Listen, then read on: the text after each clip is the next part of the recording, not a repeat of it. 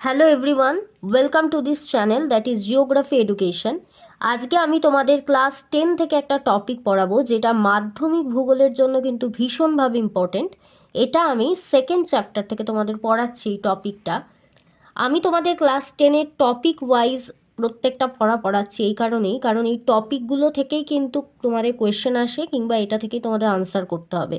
তাই তোমরা যদি টপিক বেসিসে কিংবা কোয়েশ্চেন বেসিসে এগুলো পড়ো তাহলে তোমাদের বুঝতেও সুবিধা এবং মনে রাখতেও সুবিধা, এবং সেক্ষেত্রে তোমাদের সাজেশন ওয়াইজ পড়াও অনেক সুবিধা হবে যে কোনটা তোমাদের জন্য ইম্পর্টেন্ট আর কোনটা ইম্পর্টেন্ট নয় তোমরা বুঝতে পারবে, কোনটার ওপর বেশি জোর দিতে হবে এবং কোনটা ভালো করে বেশি পড়তে হবে যার জন্য তোমরা অনেক বেশি নম্বর ক্যারি করতে পারো সেটা তোমরা বুঝতে পারবে। তাই জন্য কিন্তু আমি তোমাদের টপিক ওয়াইজ প্রত্যেকটা পড়াবো।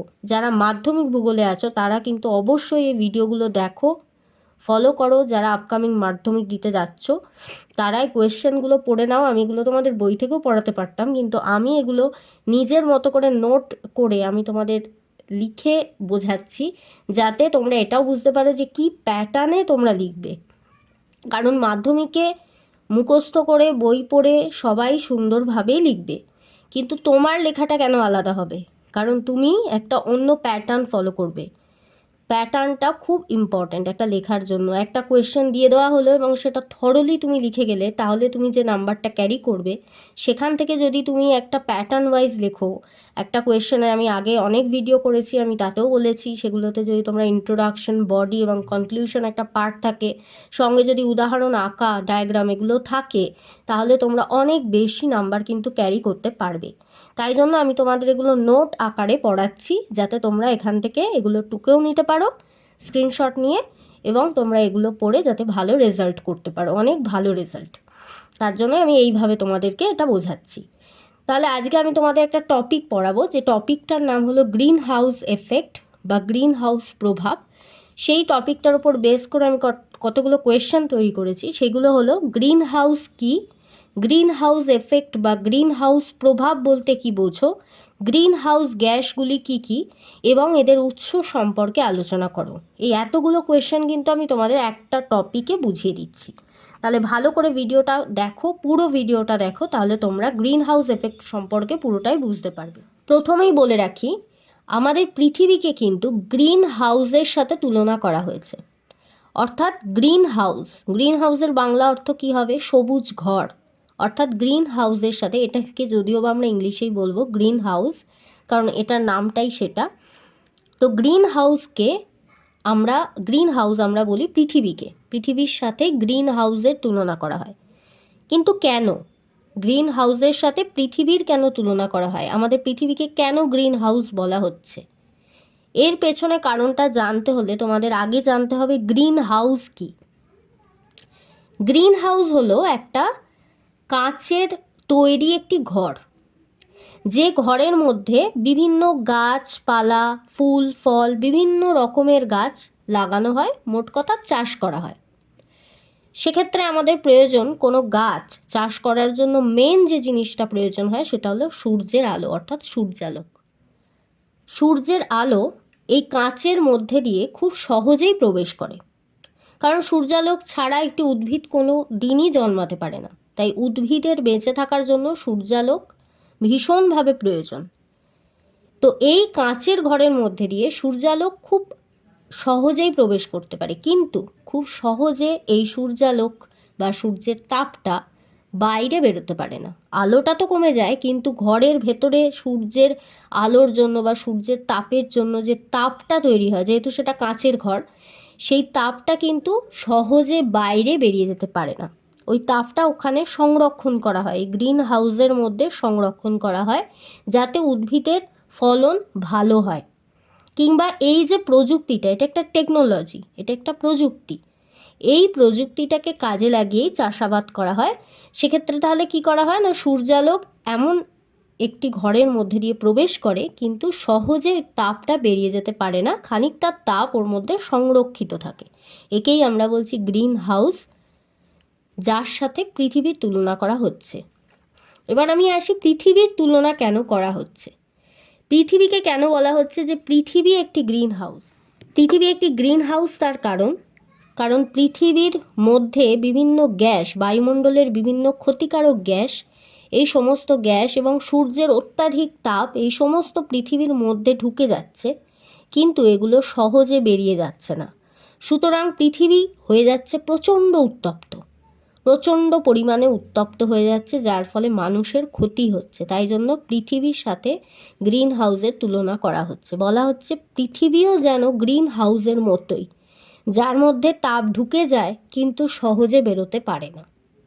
তাহলে আমরা পড়ি আগে গ্রিন হাউস কাকে বলে। দেখো এখানে আমি লিখেছি, গ্রিন হাউস হলো একটি কাঁচ বা স্বচ্ছ পলিথিনের তৈরি ঘর, যার মধ্যে সূর্যের আলো সহজেই প্রবেশ করতে পারে কিন্তু সহজে সবটাই বেরোতে পারে না। ফলে ঘরের ভেতরে উষ্ণতা কিছুটা বেশি হয়। শীতপ্রধান অঞ্চলে এই প্রযুক্তিটিকে কাজে লাগিয়ে চাষাবাদ করা হয়, একেই গ্রিন হাউস বলে।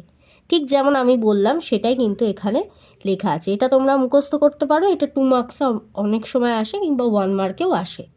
নেক্সট আমরা আসছি গ্রিন হাউস এফেক্ট বা গ্রিন হাউস প্রভাব কি। এফেক্টের বাংলা অর্থ হলো প্রভাব। এই গ্রিন হাউসের ফলে কিন্তু পৃথিবীর ওপর একটি বিরাট বড় প্রভাব পড়ে। মানে গ্রিন হাউস বিভিন্ন গ্যাস আছে এবং সেই গ্যাসগুলোর জন্য কিন্তু পৃথিবীর ওপর বিরাট বড় প্রভাব পড়ে। সেই গ্রিন হাউস গ্যাসগুলো কি সেগুলোও আমরা জানবো। তো গ্রিন হাউস এফেক্টটা কি বলছে, যে পদ্ধতিতে ক্ষুদ্র তরঙ্গ দৈর্ঘ্যের সূর্যালোক পৃথিবী পৃষ্ঠে প্রতিফলিত হওয়ার ফলে সৃষ্ট দীর্ঘ তরঙ্গরশ্মি বায়ুমণ্ডলের কিছু গ্যাস দ্বারা শোষিত হয় এবং পৃথিবীর উষ্ণতা বৃদ্ধি করে, একে গ্রিন হাউস এফেক্ট বলে। যদি তোমাদের দেয় গ্রিন হাউস কি বা গ্রিন হাউস এফেক্ট কি, যদি দেয় গ্রিন হাউস এফেক্ট কি, সেক্ষেত্রে গ্রিন হাউস কি এবং গ্রিন হাউস এফেক্ট দুটোই লিখতে হবে উইথ ডায়াগ্রাম। কিন্তু যদি দেয় গ্রিন হাউস এফেক্ট কাকে বলে, তাহলে শুধু গ্রিন হাউস এফেক্টটাই লিখবে এবং তার সাথে ডায়াগ্রামটা দেবে। এবং পৃথিবীকে কেন গ্রিন হাউস বলা হয় এটা একটু এক্সপ্লেন করতে পারো প্যারা চেঞ্জ করে, তাহলে একটু বেশি নাম্বার ক্যারি করার সম্ভাবনা থাকে আর কি। তো আমি ছবি দেখে তোমাদের বোঝাই, তাহলে এইটা বুঝতে সুবিধা হবে। বলছে সূর্যালোক, এই যে সূর্য দেখতে পাচ্ছ, এইটা হলো আমাদের পৃথিবীর তল বা পৃথিবীর ওপর যে সমস্ত জিনিসগুলো রয়েছে, যেমন রয়েছে বিভিন্ন ফ্যাক্টরি, বিভিন্ন রকম বিল্ডিং, যা কিছু পৃথিবীর ওপরে যা যা থাকে উপরিতলে আর কি। তাহলে কি হচ্ছে না, সূর্যের আলো মেঘ ভেদ করে এবং বায়ুমণ্ডল ভেদ করে সে পৃথিবীর উপর এসে পড়ছে এবং সমস্ত আলোই কিন্তু ফিরে যাওয়ার কথা বা তাপ ফিরে যাওয়ার কথা, কিন্তু তা ফিরে যাচ্ছে না। বিভিন্ন রকম গ্রিন হাউস গ্যাসগুলো এইভাবেই পৃথিবীর মধ্যে ঢুকছে এবং বেশিরভাগ গ্যাসই ফেরত যেতে পারছে না, যা পৃথিবীতে ক্ষতি করছে, পৃথিবীর উষ্ণতা বৃদ্ধি করছে। পৃথিবীর উষ্ণতা যদি অনেক বেশি বৃদ্ধি হয়ে যায় তাহলে কি মানুষ থাকতে পারবে না কোনো জীবজন্তু কিংবা কোনো প্রাণী যাদের প্রাণ আছে তারা থাকতে পারবে? উদ্ভিদই কি থাকতে পারবে? থাকা সম্ভব না। একটা নর্মাল টেম্পারেচার ঠিক আছে, এখন যদি কোনো রান্না করতে গিয়ে অনেক বেশি গরম হয়ে যায় তাহলে তো রান্নাটা পুড়ে যাবে, তাহলে তো রান্নাটা ভালো হবে না। ঠিক তেমনি পৃথিবীতে যদি উষ্ণতা অনেক বেশি বেড়ে যায় তাহলে কি কোনো প্রাণ থাকতে পারবে? জীবন্ত থাকতে পারবে না। তাই পৃথিবীর উষ্ণতাটাও একটা লিমিটে থাকা উচিত। পৃথিবীর উষ্ণতাটা এর ফলে অতিরিক্ত হয়ে যাচ্ছে, যার ফলে সেটা পৃথিবীর জন্য ক্ষতিকারক। তো এটাকেই বলা হচ্ছে গ্রিন হাউস এফেক্ট বা গ্রিন হাউস প্রভাব, যেটা আমি পড়ে তোমাদের শোনালাম। যে পদ্ধতিতে ক্ষুদ্র তরঙ্গদৈর্ঘ্যের সূর্যালোক পৃথিবী পৃষ্ঠে প্রতিফলিত হচ্ছে এবং দীর্ঘ তরঙ্গরশ্মি বায়ুমণ্ডলের কিছু গ্যাস দ্বারা শোষিত হচ্ছে, যেগুলো গ্রিন হাউস গ্যাস, এবং সেগুলো পৃথিবীর উষ্ণতা বৃদ্ধি করছে এবং সেগুলো কখনোই ফেরত যেতে পারছে না, একে আমরা বলি গ্রিন হাউস এফেক্ট বা গ্রিন হাউস প্রভাব। একটু বুঝে পড়লেই কিন্তু এটা খুব সহজ হয়ে যাবে। এগুলো আমি বই থেকেই, দুটো বই ঘেটেই লিখেছি, যে বইগুলো আমি তোমাদের বলে দিয়েছিলাম বছরের শুরুতেই যে এই বইগুলো তোমরা ফলো করো। অন্য বইও ফলো করতে পারো, কিন্তু এই দুটো বইতেই সবথেকে ভালো লেখা। এই দুটো বই যদি তোমরা ফলো করো অনেক ভালো মার্কসই তুলতে পারবে, আর কোনো বইয়ের প্রয়োজন নেই। তো ওই দুটো বই ফলো করো, এই ভিডিওটা দেখো, দেখলেই বুঝতে পারবে যে আমি কোন বইগুলো তোমাদের ফলো করতে বলেছি। আমি শর্টসে দিয়েছি, যারা এখনও শর্টস ভিডিওগুলো দেখোনি তারা ভিডিওগুলো দেখে নাও। নেক্সট আমরা আসছি গ্রিন হাউস গ্যাসগুলি কী কী এবং এদের উৎস। গ্রিন হাউস গ্যাস কোনগুলো, তাদের নাম এবং এদের উৎস, এগুলো কোথা থেকে সৃষ্টি হয়েছে। গ্রিন হাউস গ্যাসগুলির নাম। গ্রিন হাউস গ্যাসগুলি কী কী? 1 নম্বর হচ্ছে কার্বন ডাই অক্সাইড, যার সংকেত হলো CO2। 2 নম্বর ওজোন, যার সংকেত O3। 3 নম্বর হলো মিথেন, যার সংকেত CH4। 4 নম্বর হলো ক্লোরোফ্লুরোকার্বন, যার সংকেত হলো CFC। এর সংকেতগুলো পড়াও কিন্তু একইভাবে ইম্পর্টেন্ট, যত ইম্পর্টেন্ট এদের নাম পড়া, তার কারণ সংকেত থেকেও কিন্তু প্রশ্ন আসে। অনেক সময় বলতে পারে CH4 একটি ড্যাশ, তখন বলতে হবে CH4 একটি গ্রিন হাউস গ্যাস। তাহলে CH4 এর সংকেতটা যদি তুমি না জানো যে মিথেনের সংকেত হলো CH4, তাহলে তুমি অবশ্যই লিখতে পারবে না।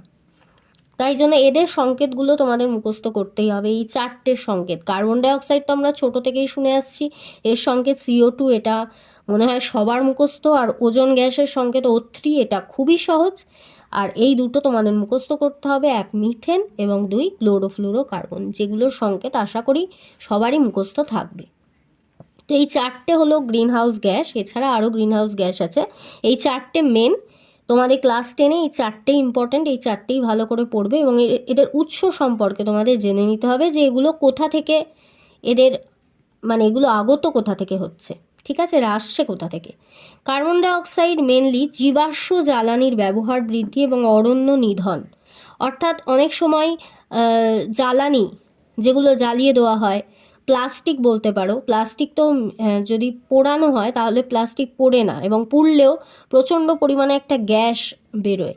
তো সেই গ্যাসটাই অ্যাকচুয়ালি কার্বন ডাইঅক্সাইড, এবং এই গ্যাসটা কিন্তু বাতাসে মিশে এই গ্রিন হাউস গ্যাস রূপে পৃথিবীর ক্ষতি করে। এবং অরণ্য নিধন, যখন প্রচণ্ড পরিমাণে বন জঙ্গল এগুলো পুড়িয়ে দেওয়া হয় সাফ করার জন্য, নতুন বাড়ি কিংবা জলা জমি পরিষ্কারের জন্য, যখন জমিগুলো বা জঙ্গলগুলো বা ছোট ছোট গাছ এগুলোকে পুড়িয়ে দেওয়া হয়, তখন কিন্তু কার্বন ডাইঅক্সাইড সৃষ্টি হয় সেখান থেকে। 2 নম্বর হলো ওজোন গ্যাস বা O3। চিকিৎসার কাজে ওজোন গ্যাস লাগে, সেখান থেকে ওজোন গ্যাস আগত হয়। ফটোকপি করার যন্ত্র, বায়ু ও জল শোধন করার যন্ত্র থেকে ওজোন গ্যাস পাওয়া যায়। এই ওজোন গ্যাস কিন্তু গ্রিন হাউস গ্যাসগুলির মধ্যে একটি অন্যতম গ্যাস। 3 নম্বর হলো মিথেন বা CH4। জলাভূমি, ধান জমি, জৈব পদার্থের পচন এবং কয়লা খনি থেকে কিন্তু মিথেন পাওয়া যায়। মিথেন কিন্তু একটি প্রচণ্ড ক্ষতিকারক গ্যাস, যা একটি গ্রিন হাউস গ্যাস এবং এটি পৃথিবীর উষ্ণতা বৃদ্ধি করে। আর নেক্সট হলো chlorofluorocarbon. This is very important, মানে এটা ভীষণ ইম্পর্টেন্ট। আমাদের প্রত্যেকের ঘরে ঘরে ফ্রিজ এবং এসি, এখন তো এসি প্রায় ঘরে অনেকেরই আছে। গরমে এসি ছাড়া এখন অনেকের বাড়িতেই থাকা মানে অনেকেই থাকতে পারছেন না। তো সুতরাং এই ফ্রিজ এবং এসি, এবং ফ্রিজ ঘরে ঘরেই রয়েছে এখন, তো এই ফ্রিজ এবং এসি থেকে কিন্তু ক্লোরোফ্লুরোকার্বন বা CFC নির্গত হয়, যা একটি গ্রিন হাউস গ্যাস এবং এটি প্রচণ্ড ক্ষতিকারক, যা পৃথিবীর উষ্ণতা বৃদ্ধি করে। পৃথিবীর তো ক্ষতি করেই, মানুষ, জীবজন্তু, উদ্ভিদ সবার ক্ষতি করে। তাহলে ক্লোরোফ্লুরোকার্বনের উৎস আমি আগেই বলে দিয়েছি, কিন্তু তাও আমি একবার পড়ছি। রেফ্রিজারেটর, হিমঘর, স্প্রে ইত্যাদি থেকে কিন্তু CFC বা ক্লোরোফ্লুরোকার্বন পাওয়া যায়। তাহলে আশা করি তোমরা বুঝতে পারলে যে গ্রিন হাউস কী, গ্রিন হাউস এফেক্ট বা গ্রিন হাউস প্রভাব কী, এবং গ্রিন হাউস গ্যাসগুলির নাম এবং তাদের উৎস। আর এই যে ছবিটা, এই ছবিটা বইতেও আছে, কিন্তু এই ছবিটা আমি সহজ করে এঁকে দিয়েছি। এখানে আমি ব্ল্যাক এবং গ্রিন পেন ব্যবহার করেছি, যেটা তোমরা একেবারেই করবে না। তোমরা কেউ পরীক্ষা হলে ব্ল্যাক বা গ্রিন পেন ব্যবহার করবে না। আমি এখানে করেছি যাতে তোমাদের দেখতে সুবিধা হয়, বুঝতে সুবিধা হয় এবং আমিও বোঝাতে পারি, সেই জন্য আমি এখানে করেছি। কিন্তু গ্রিন কালি কিংবা লাল কালি, সবুজ বা লাল কালি জানো যে একেবারেই ইউজ করা উচিত না। তো এগুলো তো করবেই না, এগুলো এক্সামিনার্স মানে চয়েস, এগুলো এক্সামিনাররা ইউজ করেন, এগুলো একেবারেই করবে না। এবং এই ব্ল্যাক কালি দিয়ে আঁকবে না, তোমরা পেন্সিল রবার দিয়ে আঁকবে। ফার্দার স্টাডি তোমরা এই বই থেকে পড়তে পারো।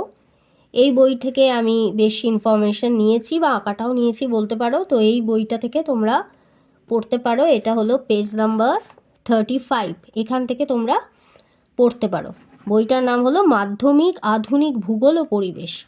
এই বইটা থেকে তোমরা রিভিশন করতে পারো বা পড়তে পারো, একবার দেখে নিতে পারো, রিডিং করতে পারো। তাছাড়া এই নোটটা পড়বে, এই নোটটায় ভালো করে লেখা আছে।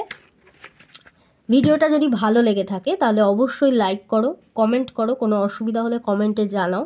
শেয়ার করো বন্ধুদের সাথে, প্রচুর প্রচুর শেয়ার করো এবং সাবস্ক্রাইব করো, তাহলে আরও ভালো ভালো ভিডিও তোমাদের জন্য আমি আনতে পারবো, যেটা তোমাদের পড়ে অনেক সুবিধা হবে।